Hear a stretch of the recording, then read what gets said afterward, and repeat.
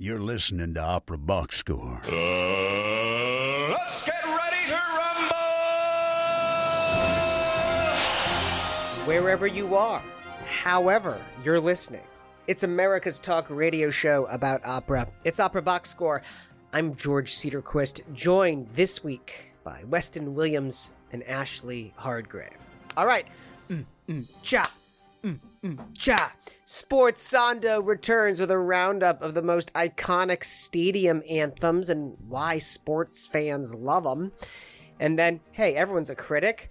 Our listener mailbag reveals a tween's take on an opera. Plus, 2-minute drill. Placido Domingo faces new accusations of misconduct. Oh boy. Hey, look, make sure you subscribe to the podcast on Stitcher and Spotify. You're going to click follow on Apple Podcasts. Just hit the plus sign. You want to send us a voice memo or email us your hot takes. You want to get your voice heard, operaboxscore@gmail.com. We're doing listener mailbag on this very show. Get your voice heard. Get an OBS beer coaster. Get the OBS lapel pin just for sharing your own hot take. Weston Williams back again. Back again, back at it again, here to learn about sports things and talk about Placido Domingo. Just another Monday here in the closet, you know? There we go, man. Yes. Ashley Hardgrave, lovely to see you as well. Likewise, it is lovely to see both of you. It is also a lovely time to be a football fan because we are now in playoff time in the National Football League. It's been an exciting week, but I have to tell you something that's not exactly related to my boyfriend Joe Burrow winning his playoff game against the Ravens. Although we are deeply in love, don't tell him that, but we are. So every now and then they will mic players and just record them and sort of broadcast some of the recordings directly from the field. The pinnacle of my Sunday was when the Score has a TikTok account and they released recordings of Dolphins player Christian Wilkins on his hot mic, and he is just so precious and he's so funny and he just has he's just got the best nature out on the field, and you can just tell that he's a fun guy having a good time. He's like joking with the refs and he's talking to the players, and it's do yourself a favor, either if we can work the video or the audio in here, great, or go to the Score on TikTok and watch the Christian Wilkins hot mic act. It's so good. The price is wrong, Billy. Oh, ref! Ref! Oh, yeah, you about to get it. You about to get it right there. You about to get this. No, don't say that. I'm not scared of you. Give me a cheeseburger and some waffle fries. The black book. The little black book. Little black book. You got one of these? Got all your ex-girlfriend's numbers in there? Maybe a little bit. You ain't slick. I caught you. Last Monday, we were taping the show while the football national championship was happening, and we were laughing. That's what we'll call it. Wow. That's what we'll call it. Ouch. 65-7, I think, was the final. It was like one team was playing football and the other team was playing basketball. Well, here's the thing. This is, okay. If I want to put my sassy pants on for a second, this is what happens when you put a Big 12 team up against an SEC team. If I'm not putting my sassy pants on, it says that there may be some tweaks that need to be made to the college football playoffs. So we will see how this goes, but I know that there are some fans that rhyme with Schmala who were very upset at the way the final standings laid out. There were also fans of Michigan and Schmo State that also felt their two teams should have rematched in the final. They were schmuck and schmished. Yeah, they were. Yeah. Let's talk some opera. And now, where the histories of music and sports collide. Boom! Sportzando! Sportzando, it's our segment where we look at the oral audio side of music and opera and combine that with sports. I've been thinking a lot, having been to some live sporting events recently, about the songs that they play in the stadium. And we're going to take a deep dive on the show in our first segment to deconstruct some of those and put them into some different categories. The first category, I think, has to be the oh-so-predictable category. So obviously, like Queen's We Will Rock You, House of Pain, Jump Around, Guns N' Roses, Welcome to the Jungle. I'm sure the Cincinnati Bengals were probably playing that song this past weekend. Sure Ray were. Charles, Hit the Road Jack. Anytime somebody in an NHL game goes to the penalty box, that is always the go-to song. What are the predictable ones that I'm missing?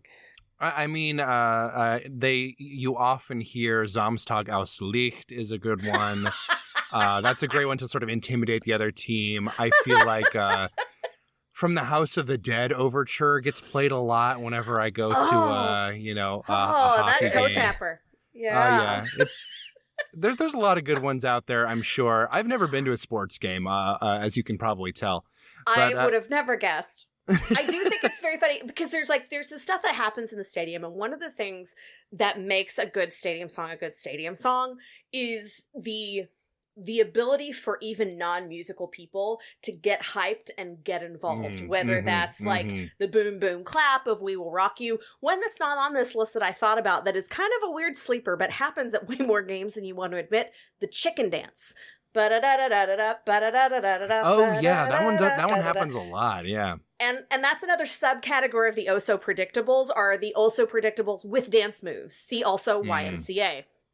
Well, I was joking earlier about having never been to sports, but I was in marching band in high school, not to brag. But I Oh, no, that's not something that one would brag about. But it really is, there's a beating heart of sports music and the sort of coming together. For a lot of people, I feel like especially with bands, it's the only time you hear live acoustic music really out in the world anymore, I know we're about to talk probably more about, pre-produced songs, but, if you're on the same part of TikTok that I am, recently you will have seen a lot of TikToks flying around attempting to conduct a marching band arrangement of Verdi's Dies Irae, which you do hear sometimes. You also hear Pulse the Planet Mars happens a lot, and it really is a kind of it is the living beating heart, is musical, is operatic, and I think that's a great thing to experience.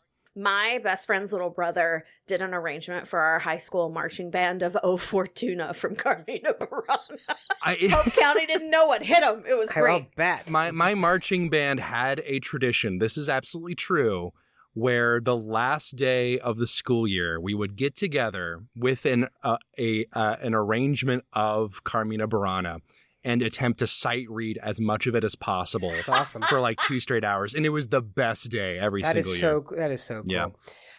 The next block is the Chicago songs, right? So we're a Chicago-based show, so we got to look at these. We'll start with the Bears. Actually, it's hard to know which one to start with of the two iconic Bears songs. One very well known, the other one perhaps less known, although it's, the fight song. Yes, our beloved fair city of Chicago, we really do take this music and sports connection to heart. And for every one of our major league sports teams, there are very specific songs that are part of the iconography of our professional teams. We'll start with our beloved Chicago Bears, even though they're not doing much to be beloved at the moment. So the main theme song that is considered their fight song is called Bear Down Chicago Bears. And it was written by Al Hoffman, who went under the pseudonym Jerry Downs. He's the songwriter that wrote actually a lot of like jazz and American songbook stuff, likes of Ella Fitzgerald, Frank, Nat King Cole, Tony Bennett, even Bette Midler did some of his stuff. But Bear Down Chicago Bears that he wrote was in 1941. It was during that like real Monsters of the Midway era. It still plays with every Bears touchdown today. Couple of little fun facts about this. There's actually a recording of George Schulte and the Chicago Symphony Orchestra and Chorus from 1986 because Bear Fever hit, because that was the year that the Bears won the Super Bowl.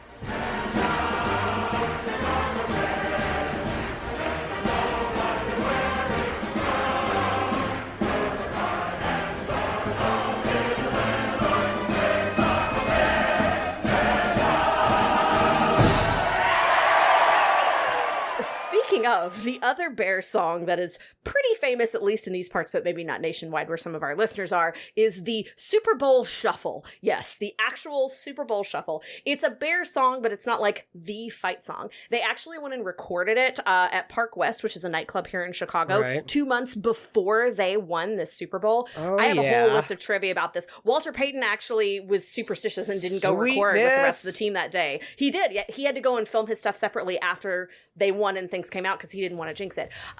Super Bowl Shuffle is we'll call it a rap done by the 1985 Super Bowl winning Chicago Bears. That song was actually nominated for a Grammy in 1987 for Best R&B Performance. It did lose. Who did it lose to? It lost to Prince for Kiss. Yeah, wow. Wow. What a bizarre year at the Grammys, let me tell you. If I said to you, Sirius by Alan Parsons Project, you would have no idea what I was talking about. But if you heard this... Well, I would, but I don't know if they would. You might know what I meant.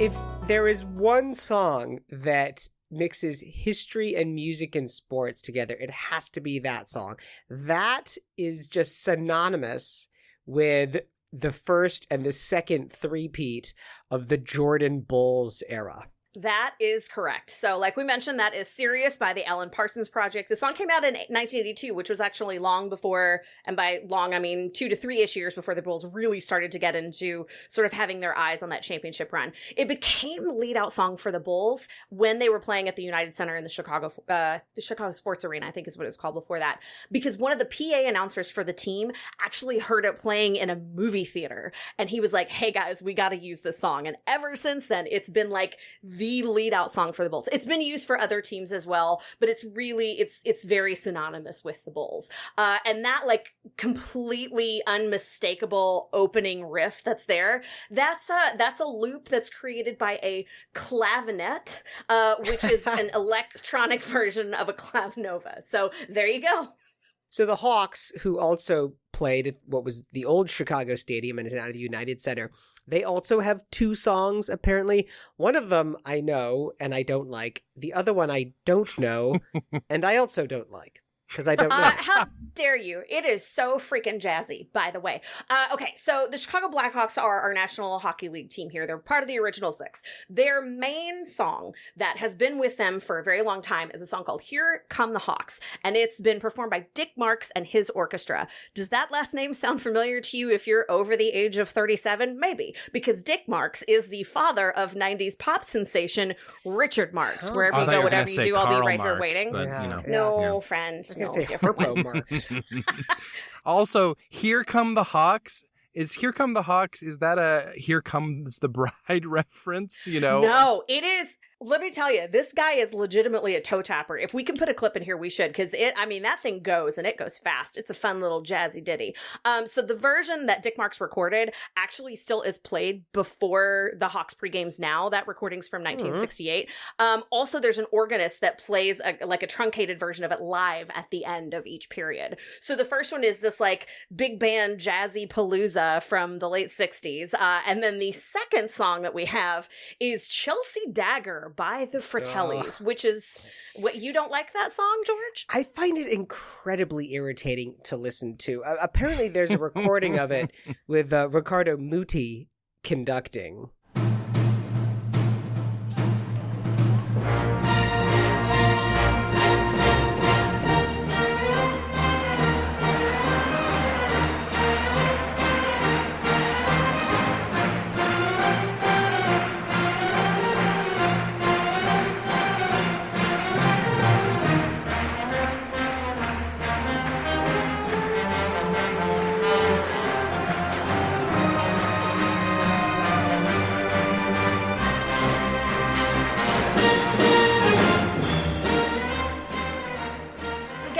To that notion that we first brought up in the beginning of mindless songs that like you don't have to necessarily be musical to be able to like bounce along with. Chelsea Dagger is like right in the throes of that. This is not a song that was written for the Hawks, didn't have anything to do with the Hawks, but somebody that was in the Hawks orbit adopted it right before the Taves and the Kane era of the Hawks began, sort of in the late 2000s, beginning of Right. the 2010s, right before they started their Stanley Cup run Yeah, that started yeah. in 2010. It's still used today. It's like you cannot hear that song without thinking of the Chicago Blackhawks. John Fratelli of the Scottish indie rock band who recorded the song, he said, yeah, I still don't really understand why the Blackhawks adopted it. By the way, this song reached number 5 in the UK music chart.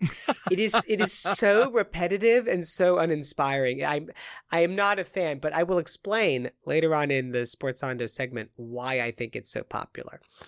The Cubs song I adore. When the Cubs had their World Series run in 2016, oh my God, the kids and I were just singing this song day in and day out. Even Weston probably knows this song.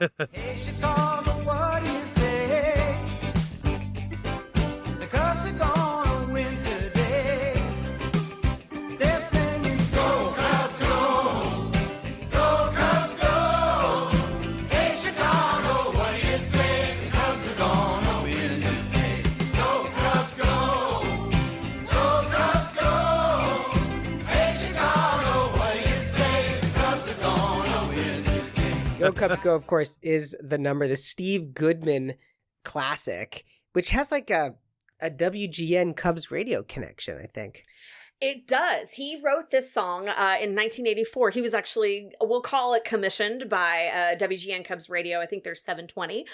They asked him to actually write this song because he was a diehard Cubs fan. He was a Northern Illinois native, and they wanted something new for the Cubs. What they didn't know about this at the time is that Steve Goodman was actually ill. He had, I believe, cancer, and he ended up dying later in the year of 1984 after he wrote this song. It was famous with the team for a number of years. It kind of petered out a few years after his passing in the late 80s, and then it came back with a vengeance in 2000, and now it's played after every single Cubs win. So yes, there is some sort of recording somewhere of basically anytime one of our pro teams gets to the national championship of that field, whatever it is, they'll come to the CSO and often to the CSO chorus and ask for a recording. There's definitely footage of us in our CSO t-shirts singing Go Cubs Go somewhere. The other reason that Go Cubs Go is so great is that Steve Goodman manages to make a rhyme, which is, they got the style, they got the speed to be the best in the National League. Steven Sondheim who? Sondheim who? Sondheim who? You tried rhyming with National League. Okay, so not to be outdone, the Sox have 2 songs as well. One of them which I don't know, and the other one which I adore. They kind of do. So the official fight song, like everywhere that's documented, the official fight song of the Chicago White Sox is called Let's Go, Go, Go White Sox. Yes, 3 goes. Don't say Let's Go White Sox. There are 3 goes in there. And so that song, Let's Go, Go, Go White Sox, is by Al Trace and Wally Jagello, who Al Trace is actually, he was a Sox minor leaguer. So he played for one of the minor league teams of the Sox. They wrote it, and it was recorded by a group called Captain Subby and the Buccaneers. I wish I were kidding, but that's the name of the group that recorded it. And this Let's Go, Go, Go White Sox was recorded in 1959. It was heard off and on throughout the second half of the 20th century, and then it kind of came back again in the early 2000s and became more of a staple that you would hear at the park. And that was just in time for the second song that is sort of associated with the White Sox that our sweet friend George loves, which is Don't Stop Believin' by Journey. Weston, you have to know that song. Tell me you know that song. I have heard that one. Yes, that one I've encountered. You. Luckily. That is good.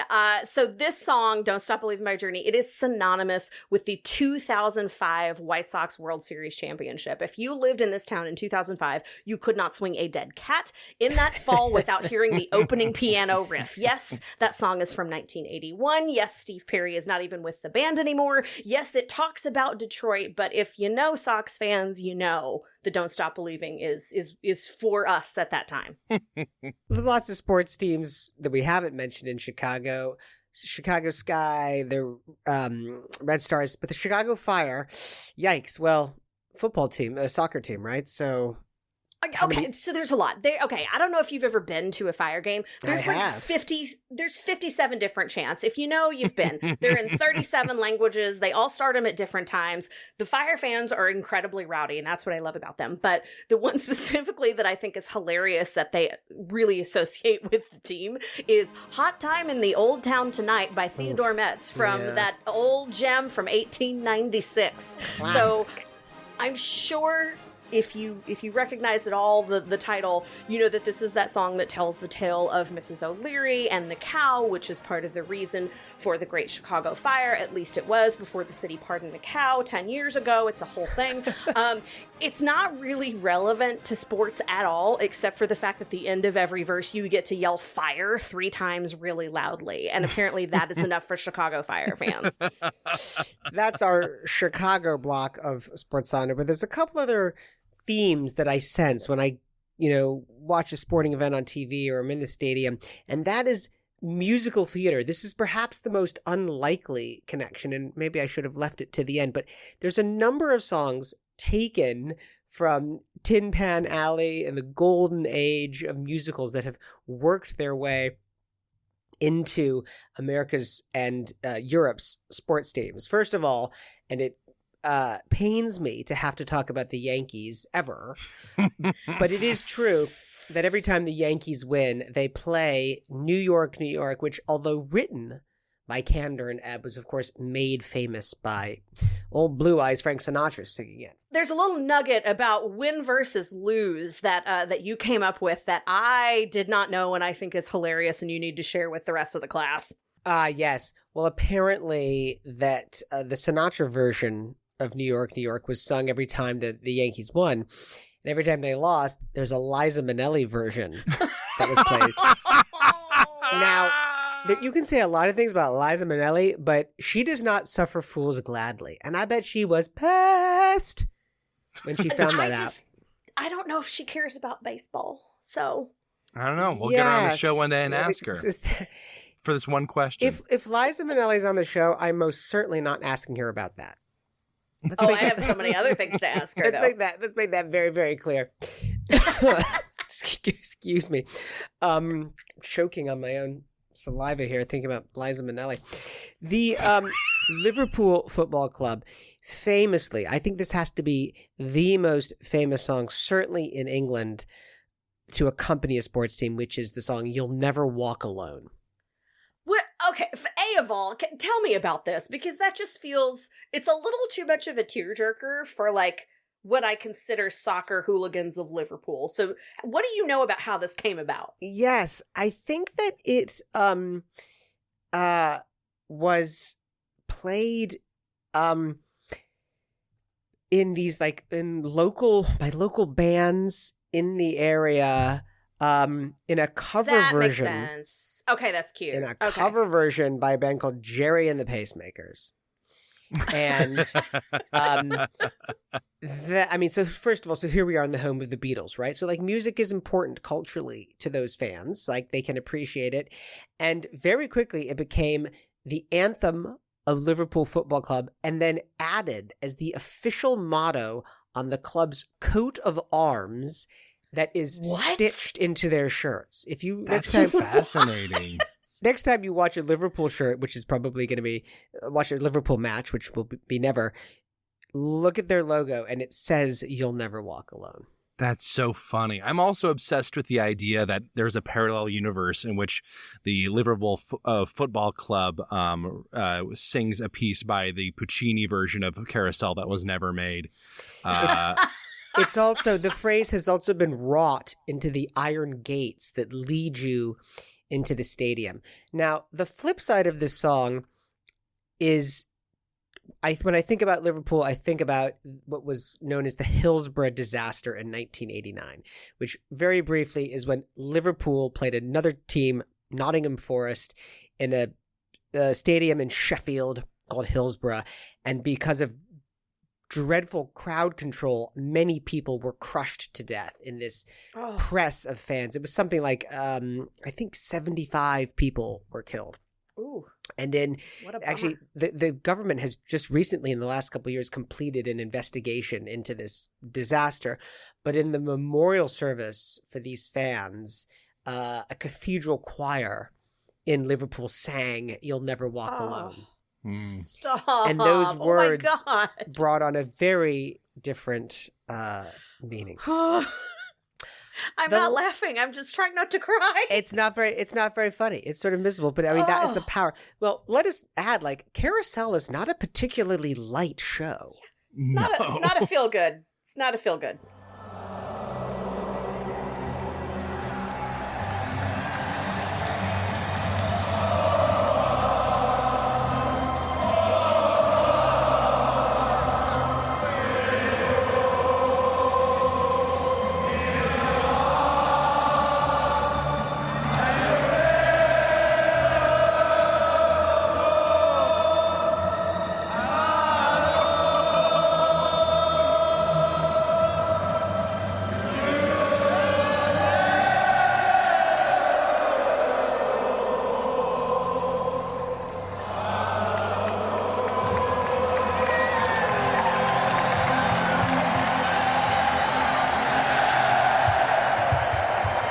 Perhaps a little bit more feel good as we round out this block is West Ham United, which is in London.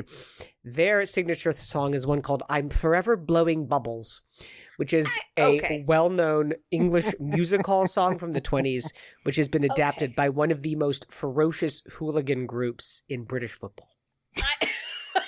It's truly amazing, just the range of music that can be incorporated into sports, from "You'll Never Walk Alone" to "Blowing Bubbles" from 1918. That's truly wild to me. But I have a question. We've been talking about these more obscure ones.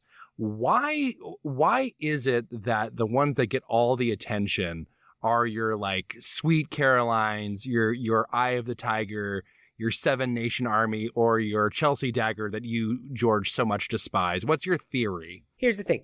I think it's obvious. Is that like you basically don't need to know the lyrics. Sweet Caroline, bow, bow, bow. Yes. Right? The White Stripes, Seven Nation Army, do. Yeah, do. uh-huh. Right? Yeah. Eye of the Tiger, bow, bow, bow, bow. Bow, bow. Exactly. So it's sort of the dumb effect, as it were. It's the dumb effect for the dum-dums, right? Who are like, drooling into their beer. Yep, works out every time. Chelsea Dagger. There you go.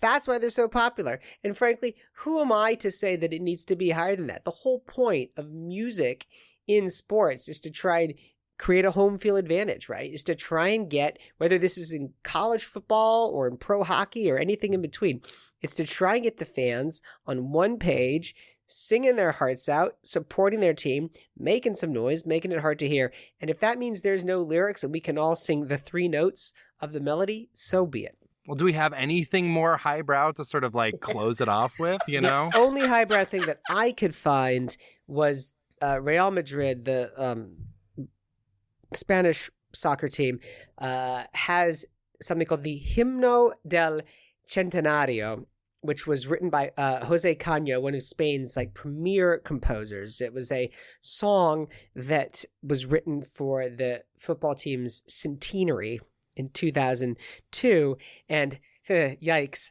the legendary Plácido Domingo belted it out.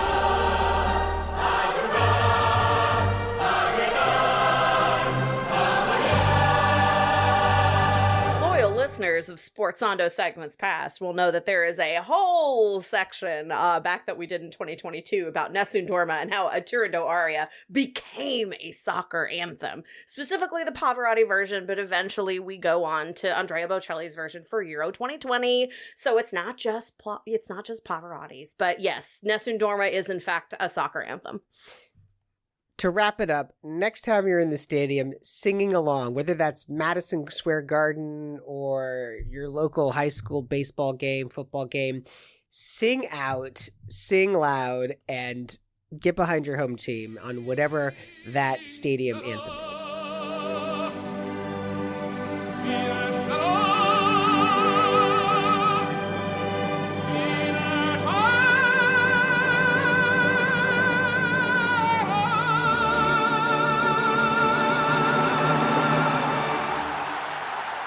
Make sure you subscribe to the podcast, Stitcher and Spotify. You're going to click follow. Apple Podcasts, hit the plus sign. We're recording on Martin Luther King Day, 2023. Ashley, what's one way to celebrate? Not by celebrating the amount of black head coaches in the NFL. In the spirit of the day, a friendly reminder that we are now at 2 black head coaches in the NFL. We are down to Todd Bowles and Mike Just Tomlin. 2? Yeah, Lovie Smith got fired from the Texans for reasons that I'm still not 100% sure about. And you know, for a league that's 70% black, there should be, I don't know, more black head coaches. I just wanted to speak that out into the universe. There should be more. Also, Lovie Smith is a better coach than anybody gives him credit for, so some team needs to snatch him up. The only problem with Lovie Smith is that beard. Well, That beard's got to go. Everything a handsome else, man. you He know? can wear whatever he wants on his face. He is allowed. He took the Bears to a Super Bowl. Yeah. I'm He just did. saying. He did. 2008 We had Super Bowl. we had many other problems that year, so that still remain like quarterbacks. Go ahead. Hey, what's this? It's the listener mailbag. Yeah, you got something to say? Then yeah, all right, you can say something. This is Listener Mailbag. Hey, Opera Box Score. This is PJ Ewing. I'm here in New York at the Met on Christmas Eve, middle of the day. What could be better than that? I ask you, really, I'm asking. This is such a delight to be here. We're seeing the abbreviated production of the Magic Flute, Mozart's Magic Flute, 1791. That was the first production. 1900 at the Met. That's a long gap between its first production and the New York debut. I guess the New York thing had to get going. But we're here, my son and I, he's 12. This is his second opera. This is his first time singing the Magic Flute. What did you glean from Papageno, Papagena, Tamino, Pamina? What's this thing all about? Old ladies are mean. Old ladies are mean. Well, okay, I'm not sure that's going to work for this opera audience. Any other observations, Finn? The flute is the best instrument. Why do you say flute is the best 'Cause I instrument? play it. Because you play it. I see. Finn is really not interested in this conversation. He wants to dive into the cookie that he's holding in his hand, so we're going to let him be. Finn, thank you for your tremendous insights here at the Metropolitan Opera. We're really excited. It's about 15 minutes to go, and we'll be in. I just love reporting to everybody at Opera Box Score. It's a joy. It's like a highlight when I come to the opera to share whatever's going on. Thanks a lot to PJ and Finn for submitting to the listener mailbag.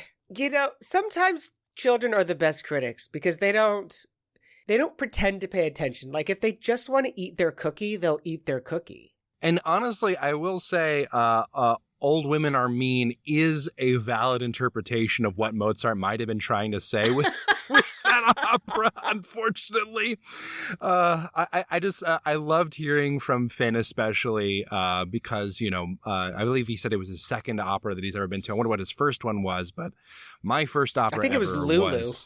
Yeah. My first opera ever was Magic Flute back when Was it I was... Really? Yeah, when I was 5 or 6 years Aw. old, Yeah. Opera I Birmingham. think mine was too, yeah. Yeah. I I mean, think it's- mine might have been Magic Flute as well, actually. Yeah, that's why I'm wondering what was the first one for Finn. But yeah, I mean, like, congratulations. It's a valid interpretation. PJ, keep them coming. We love all of your listener mailbags. And Finn, let us know what the best cookie at the Met Opera is, because that's very those are important to all of our fans. Pricey cookies. Oh, yeah, I bet. Now, Now, Finn, here's what I'll tell you. As the old lady, the resident old lady on this panel, I will tell you, some old ladies are mean. Not all of us, however, are trying to kidnap our daughter and keep them from getting married. I assure you we're not all like that, but some old ladies, yes, are mean. Rarely has Ashley Hardgrave done that. I've only once kidnapped in a blue like 2 moon. people, and I let them both go. Just to go back for a second. So all 3 of us started off, we believe, on Magic Flute. Now, it's interesting, right? Like that's not happenstance. Why is it such a good starter opera, or why do opera companies believe that it's such a good starter opera, even if it's in a reduced version, which I think is what they did at the Met? But certainly here in Chicago, I know the Lyric has also done, a boiled down version of the Magic Flute. I mean, I think it comes down to, like, there's lots of little effects. Like, you have the dragon at the very beginning, which is, wakes all the kids up. There's the ease of translating the spoken dialogue into something the kids will understand. Lots of catchy tunes, simplistic moral messages, which, have not necessarily held up super well in the 21st century, but, did hold up for a very long time. I mean, I always, whenever I go and see Magic Flute, it's always the one opera that has, the average age of the audience is not, 2 or 3 times the age I am, It's like you'll see kids all over the place, even today, which is interesting because, I think there are better operas out there for young kids, and some written specifically for young kids. But I think that there's something very real about, like, the name recognition of Mozart and the tunes that are recognizable and all of that. Well, it feels like you're going to see real opera, right? Like, if you recognize the name of Mozart, as you say, Weston, like, there's a lot of characters. It's magical and fantastical. It moves quickly. The music shifts and is extremely catchy. I will say, I think we can also agree that, like, that show is also 35 minutes too long, right? They do the trials of fire and water, and you're like, this is awesome. Roll credits. Oh, wait, now there's, like, another, like, whole section? Okay. I mean, there is. I also want to add this point in, is that one of the reasons I think this makes a good, it's a nice transition, and I don't think just necessarily for children, but I think even just for, like, the novice to opera, Magic Flute is always a nice way to start, because you don't have to work that hard to understand the surface layer of the story. Right, there are deeper layers to the story that you don't have to worry about and you don't have to pick up. It's kind of like The Muppet Show, if you think about it. So, like, The Muppet Show for kids, it's like, it's the characters and it's funny and they're doing, like, goofy things, but then underneath that, what the kids aren't going to pick up on are all of the adult things and the things that are entertaining your mom and dad. So, like, when you're a kid watching The Muppet Show, you love it for all these reasons. When you're an adult watching The Muppet Show, you're like, oh, this is legitimately funny, even to grown-ups. So, PJ and Finn, if you haven't started The Muppet Show, I encourage you to also check that out as well. But I feel like The Flute is very much the same way. Like, the visuals and the obvious surface layer of the storyline is one layer of appreciating the flute. When you grasp that, or you get to a place where your brain can absorb beyond that, or you're mature enough to absorb beyond that, then you get into the more underlying nuances of the other parts of the story, and it becomes a different and, for most people, more interesting piece. And I think for me, the reason I really latched onto it when I was 5 or 6 years old was because that was before my voice dropped, and I could sing every note in the Queen of the Night aria, and I did incessantly throughout the house for like 5 years until my voice decided to end up here. I remember auditioning at what was then called Michigan Opera Theater to be one of the 3 boy sopranos in that opening sequence. But Pamina was my first full role. All these connections. I love it. Hey, Finn, there's hope yet. Who knows? Hey, send us a voice memo. You can email us your hot takes, operaboxscore@gmail.com. You're going to get the OBS beer coaster, the OBS lapel pin, no cookies, sadly. 2-minute drill. Tragic. That's delicious, and it's right now. This just in, the 2-minute drill. All right, listen up. Here's everything you need to know about what happened at Operaland this week. Tenor turned baritone turned public disgrace Placido Domingo is facing more accusations of sexual misconduct. An anonymous singer claims Domingo asked to touch the singer's behind during a rehearsal and attempted to kiss her on a separate occasion. Quote, if you tell him no, there will be consequences, and if I say yes, I don't even want to think about it. That's what the singer says. One of the first things they tell you is don't go up in the lift alone with Placido Domingo. Charming. Lithuanian National Opera and Ballet Theatre has announced it will drop all works by Russian composers in light of the war in Ukraine. Quote, we've decided to follow the recommendation of the Ministry of Culture and refrain from public presentations of works by Russian authors because culture in Russia is too closely associated with the aggressive politics of the country, reads the press release. The company has already canceled ballets by Prokofiev and Stravinsky. The Santa Fe Opera has announced the 44 members of its 2023 apprentice program for singers. The roster includes artists from across the USA, as well as from Puerto Rico, East Africa, Australia, Canada, China, South America, and South Korea. More specifics after the drill. A 7-Eleven in Austin, Texas is blasting opera over its loudspeakers to deter unhoused people from a nearby encampment from soliciting and leaving items in front of the store. Quote, we heard of other businesses coming up with solutions to figure out how to eliminate people from congregating in the parking lot, said owner Jagat Patel. Studies have shown that classical music, opera music, is annoying and keeps people from congregating. Ah, yes, kicking people while they're down and insulting classical music. My favorite. Charming. The World Economic Forum, of all organizations, has announced that Renee Fleming will be one of the recipients of this year's Crystal Award, honoring exceptional artists and cultural leaders whose important contributions to society have made a tangible impact on improving the state of the world. Mezzo Isabel Leonard will be making her big screen debut in She Came to Me, a film about a composer with writer's block who goes searching for inspiration. She will appear with Peter Dinklage, Marissa Tomei, Joanna Kulig, Brian Darcy James, and Anne Hathaway. The film debuts at the 73rd Berlin Film Festival next month. In trade news, Opera Europa has elected a new president, Ignacio Garcia Belunger, currently the director of the Teatro Real Madrid. Martin Glazer, general director of the Brno Opera House, was elected VP alongside Laura Berman, the Intendantin of Staatsoper Hanover. Charming! The Royal Albert Hall has appointed James Ainscough to be its new CEO. Ainscough previously worked at the Hall from 2008 to 2017 as Director of Finance and Administration and later as COO. He will take on this new position in spring 23. And on this day, January 16th, in 1728, it was the birth of Italian opera composer Niccolo Piccini. In 1739, Handel's oratorio Saul premiered. In 1745, Handel's Hercules premiered. It's a big day for Handel. In 1800, it was the first performance of Luigi Cherubini's opera La Deux Journées in Paris.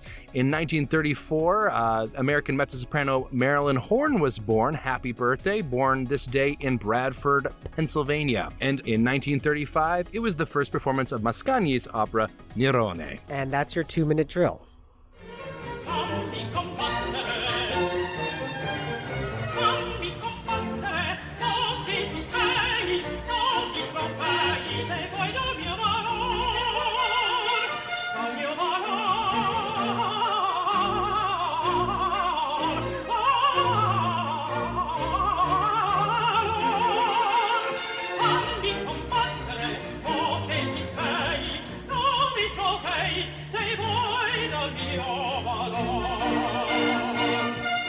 And to continue our Handel Palooza on this cast, that was birthday gal Marilyn Horne singing some Handel, Fammi Combattere, in Orlando, Chicago, 1986, with Sir Charles Mackerras conducting. This is a little behind the scenes peek, folks, but George was like, that's too much Handel. I don't know these Handel pieces.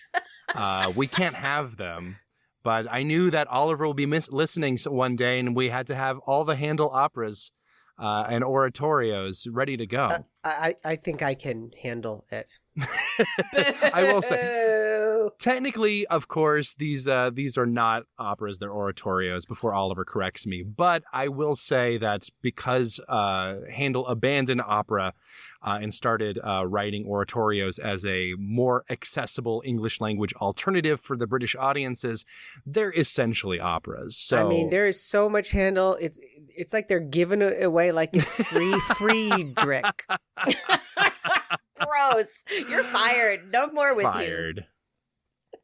Speaking of fired, let's talk about Plasto allegations. Talk about Domingo. Oh my God, George, you're on fire today. I mean, Where's that Dodo Domingo? I mean, hey, like, Ding Dong Domingo. yeah, There it is. Do Don't- anything we don't else want- but be around women, Domingo. we're not talking about Domingo's Ding Dong. All right. Okay, here's what's super gross about this. It's like, I mean, first of all, it says in the news that we reported that he asked to grab this woman's behind. First of all, at least he asked. Gross. No, the way he did it was even worse. Notable pioneer of journalism, the New York Post, wrote a little bit more about what happened here. And so the singer says, per the Post, he told me in front of everyone. So this was like in a rehearsal. Listen, can I put my hand in one of these lovely pockets of yours? I was wearing trousers with an embroidered back pocket. So they wrote it like, oh, he asked. Gross. No, he asked in a public forum in a way that would like make it even harder for her to like speak up for herself and advocate. So like it's just even oilier than one would imagine it was. Listen, can I put my hand in one of those lovely pockets of yours? No, I'm going to set myself on fire. Oh my Yeah, I don't understand how he still has a career in Europe. I just, these things keep happening. I mean, granted, this is no, what was it, Argentinian sex ring like the last scandal he had, but, this is, I would encourage anyone listening to try to divest yourself of Placido Domingo. It's time we moved on collectively as a art form. It's just the point where I listen to a recording with Placido in it. I feel gross afterwards, even if it's a good recording, without him, I'm just like, we need him out. We need him not doing music anymore. That's just what we need. I think the thing that's such a bummer for me is that, we're all here. We're in the States. We're Americans. We're going by American cultural standards and how this is now thankfully deemed inappropriate. And there are other parts of the world in the culture where feminine agency isn't as advocated for and stood up for as it is in the States. And it's not even freaking great here. So that's the thing that I think makes me the angriest about this is that we're applying these American standards and deeming this something that's inappropriate. It should be inappropriate everywhere. It's just slightly less inappropriate in some other places in the world. So anyway, I'm just mad. I'm going to set myself on fire. You guys take over. Well, here's the thing, though. To its credit, like Washington National Opera cut him from the Kafritz Young Artist Program, right? Correct me if I'm wrong, but I think LA Opera got around to cutting him and the association that he had with that company. So it feels like American companies, to their credit, are actually making a move to put the sponge to the glass here in a way that some of these European opera companies are not. Yeah, I mean, it's something to applaud for American companies. I think that in light of the Me Too movement, we know how to deal with repeat sex offenders. Eventually. Accused. Repeat. Eventually, yeah. Don't sue just yet. Accused repeat sex offenders. God. Yeah. Give him a half a point. Then we got to move on. Yeah. Santa Fe, I am astounded, first of all, that they can bring on 44 apprentices. That's a big class. Number. When I saw it, I was like, oh, we're going to talk about, the 5 people they picked. And then I opened the webpage. I'm like, oh, no, there's so many. I mean, yes, that's a lot of people. Oh, but yeah, I just absolutely. wonder what they're going to do all summer. Well, they have lots of duties. They'll be singing a lot, and some of them are returning, of course, so it's not like it's 44 new, but the bottom line is that they're fairly evenly spread between sopranos and mezzo-sopranos, which completely unfairly, there are more of those singers trying to get in, and then fewer of them are taken, and the repertoire has, fewer of those roles. There's one bass. Now, and there's one countertenor. At least they took one. At least they took one. I don't know how much work you can get them. I love the geographic distribution of that. A couple names that I recognize: Quinn Middleman, a Chicagoan of sorts. Emma Rose Sorensen, who is from Chicago. I think she might have been on the show. I know we've talked about her before. And yes, Meridian Prawl coming out of Edwardsburg, Michigan, representing Southeast Michigan. Population of Edwardsburg, 1,259. And he just knew that off the top of his head, folks. I did look that up. Good for her. That is very much the town that I came from. It's about that size. One thing that I did notice, because I did the same thing. I opened the page and was like, boy, howdy, that's a lot of headshots. But even with the black and white, tone of all of the headshots, you did notice a very nice, we'll call it a shade range. There was a lot of diversity there, which was really nice to see. And so I was really worried because Santa Fe is they do good work they're considered a stalwart, and those guys tend to err, especially when it comes to things like young artist programs. So to see the amount of diversity that I saw on that page, even though I didn't recognize a ton of the names because I am now, as we mentioned, an old lady, it was very nice to see that many people and that many different looking people on the page. 1,000 Lots applicants. of future friends of shows on that list. Yeah. The 7-Eleven of Doom. Now, this... What study? He says studies have shown that opera music is boring. I'm like, what studies? I need sight. Show your work, buddy. Show your work. Well, I feel like this happens occasionally. I feel like every year or so there'll be a story that pops up like this, and it makes me so angry every single time. Not just because, it's always, the implication is that opera is, annoying, so annoying that people won't want to be there. But also, I think much more importantly, the fact that they are using it as a deterrent to drive, people who are just, homeless and trying to, get by, away, from, whatever shelter and people coming by, who could give them, a little bit of help. It's this whole, notion of anti-homeless people that has just kind of infected the mindsets of a lot of cities, where you try to legislate it away rather than helping people. And it's really frustrating. That's to me. exactly right. Yeah. The problem here is not that they're using opera music or classical music, right? Like, it could be polka on the accordion, which I don't like, and it would still be problematic, which is that we are not trying to actually get to the root of a problem here and uplift unhoused and underhoused people. Yeah. I mean, the challenging part about this is that it's, the fact that this was a news item at all, they use the idea that it was opera as like a kitschy, this is like one of the last shows or the last artems you would hear about in a C block on a 10 o'clock news broadcast for local news. Like, that's what this story is. I mean, the challenge of this, though, is that Austin right now is experiencing an insanely disproportionate unhoused growth than it has 7-8 years ago. So that, like you guys mentioned, that's the real heart of the issue. It doesn't really matter what music is being used, but like, maybe we write more stories about what people are doing to help the unhoused instead of talking about how they're annoyed with Nessun Dorma. Yeah, exactly. Bye Russia. Yikes. See ya. I mean, in other news, water's wet and the sky's blue, film at 11. This is unsurprising. I appreciate people taking more of a public stance on it, but it's what are we gonna do? I mean, Lithuania, what are they gonna do? Like, are they part of the UN? I can't remember. No, I don't think so. Sorry, is Lithuania part of the UN? I assume you meant EU, but I don't. That's what I meant. So. Sorry, there were letters involved, and I was scrolling on my document, and I wasn't explaining what was coming out of my mouth. Are they part of the EU? I forgot. Yes, they are. Lithuania is part of the EU. Yeah, got it. Yeah, Britain would not be. Britain would not be part of the EU. They we all know. Whoops.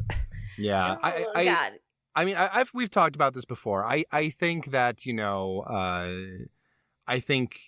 personally, censoring Russian opera, Russian works is artistically a mistake. I think there are great opportunities to be, anti-Putin without being, anti-Russian art. But that being said, I do think Lithuania is pretty close to the action there. They're much closer than I am, For sure. It might be the for a country like that, maybe there's something to be said for just canceling those sorts of things outright. But I would encourage, any artists out there who are considering not doing something by Russia, like use your Boris Godunovs and stuff to talk about those anti-imperialistic messages that, are, and make it public knowledge that this is a criticism. Don't just hide behind the fact that you're putting on something that is Russian.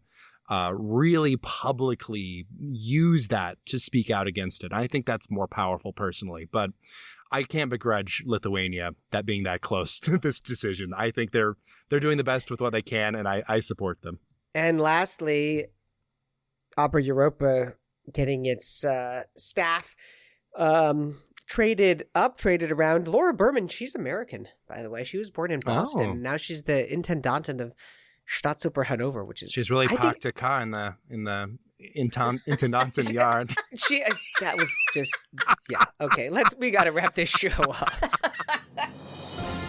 Good call. Bad call on Opera Box Score.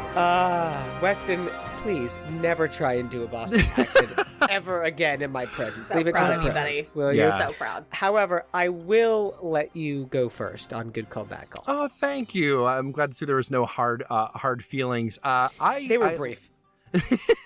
Last week, I saw a few days ago, really, I saw a neat concert with the Chicago Philharmonic, which included I believe it was a world premiere performance of the composer Tan Dun's guitar concerto, which was really interesting because it used a lot of flamenco influences combined with like pipa influences, and Tan Dun has been kind of like on the fringes of my musical world for a long time. The first time I ever saw anything by him was way back when the Met did the live in HD of The First Emperor. I think that was the first one they did, as a matter of fact. And it was kind of nice to see, his development, because that's really the last time I really engaged with his music very specifically. And I just thought it was really cool to see something like that wasn't exactly opera, but what was a neat little guitar concerto that I, in a way, had never heard before. Ashley Hardgrave. Congratulations to friend of the show and friend of me, Janai Berger, for being the Opera News February cover story. She is the cover gal for February's edition. I am super excited for her to be getting this recognition. And while she is talented, I will say the photos from the shoot are deadly. She looks amazing. That's awesome. Fantastic. PBS is presenting Kathleen Battle and Jesse Norman's The Magic of Spirituals concert next month on PBS, promoting Black History Month. Friend of the show, Aylin Perez, gets an interview in Forbes magazine, which is pretty cool. Nice. Although in that article, she reveals rather specifically where she lives in New York. I was kind of surprised about that. And lastly, if you haven't already, I do highly recommend Puss in Boots 2, The Last Wish. Go on. I saw that with my children as winter break was drawing to a painful close. A little bit too much time in dad camp, and so we all ended up in the movie theater. Delightful. Antonio Banderas and Salma Hayek are the two main voices, and it's just utterly delightful. That is it for this week's edition of America's Talk radio show about opera. Make sure you subscribe to the show wherever you get your podcasts. Send us that voice memo. Email us your hot takes, operaboxscore@gmail.com. And you can find links to stuff we've talked about at our website, operaboxscore.com. And that is also where you can put your money where our mouths are. Give back to the OBS on our donate page. Your announcer is Norm Waddell. Your creative consultant, Oliver Camacho, and your audio editor is Weston Williams. For your co-host, Ashley Hardgrave, I'm George Cedarquist, asking you to continue the conversation about opera, but not in a lift. We're back with an all-new show next week. We go inside the huddle with Grammy Award-winning conductor Gil Rose. Plus, you're going to get more opera headlines, more hot takes, and more down. Yeah.